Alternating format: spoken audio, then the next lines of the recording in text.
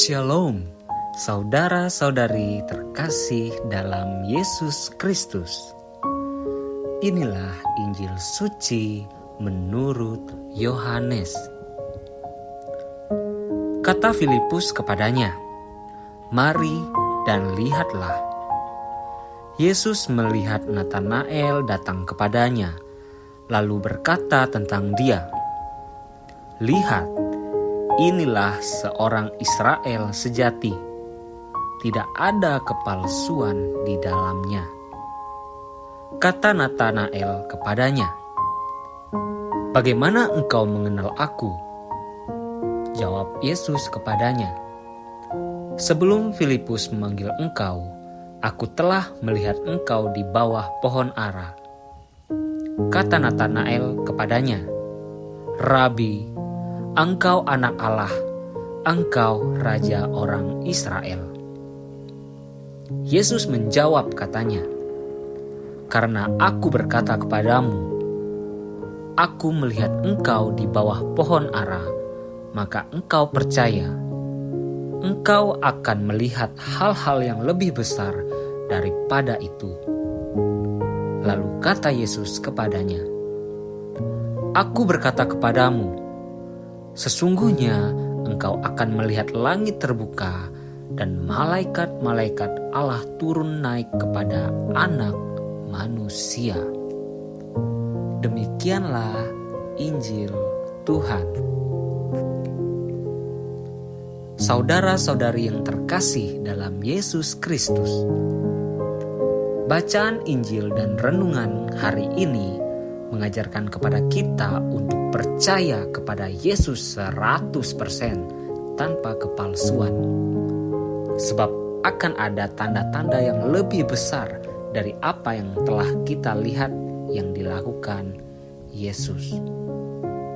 Mengatakan sejujurnya adalah perbuatan yang akan memuliakan Tuhan, dan sebaliknya jika mengatakan penuh kepalsuan, maka akan menunjukkan perbuatan yang memuliakan setan. Banyak orang yang demi mengutamakan kepentingannya akan rela jauh dari kasih Allah dan tidak mau memuliakan Tuhan dalam artian bahwa dia mengatakan tidak jujur. Semua itu berawal dari konsekuensi hidup dalam kejujuran tanpa kepalsuan hidup.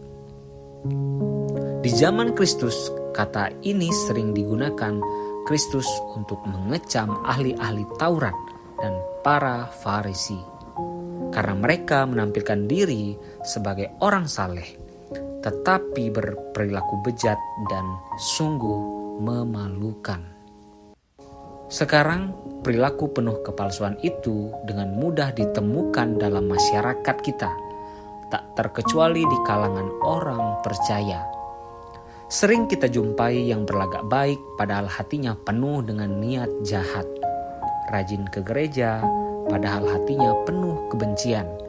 Kelihatannya baik padahal suka memperalat dan berbagai perilaku munafik yang lain.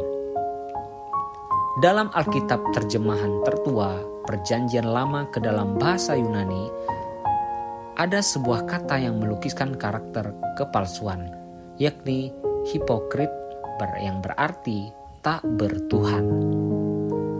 Agar tak terjebak sebagai hipokrit, sebagaimana sering dilakonkan orang tak bertuhan, mari kita berkata dan berperilaku sebagaimana adanya.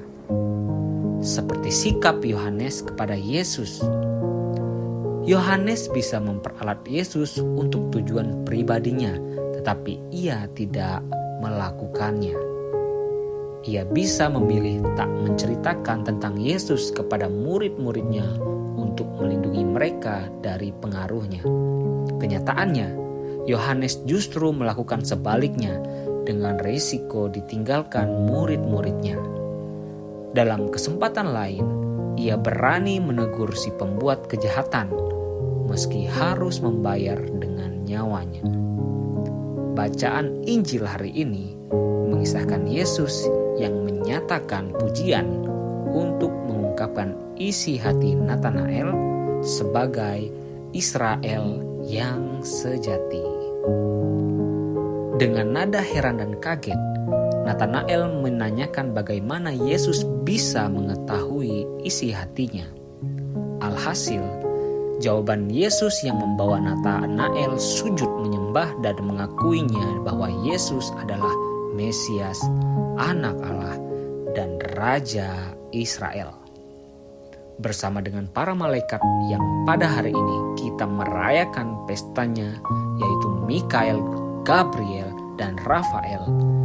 Bersama ketiga malaikat agung tersebut, kita diingatkan untuk membangun hidup yang sejati. Kesejatian hidup yang paling agung adalah kebersatuan dengan Tuhan sendiri. Struktur dasar hidup kita sebenarnya adalah dalam kebersamaan. Dalam kebersamaan yang paling dirindukan adalah kesatuan dengan Sang Pemberi hidup. Mari kita membangun hidup tanpa penuh kepalsuan. Saudara-saudari yang terkasih dalam Yesus Kristus, demikian renungan hari ini. Semoga Tuhan Yesus memberkati kita semua. Amin.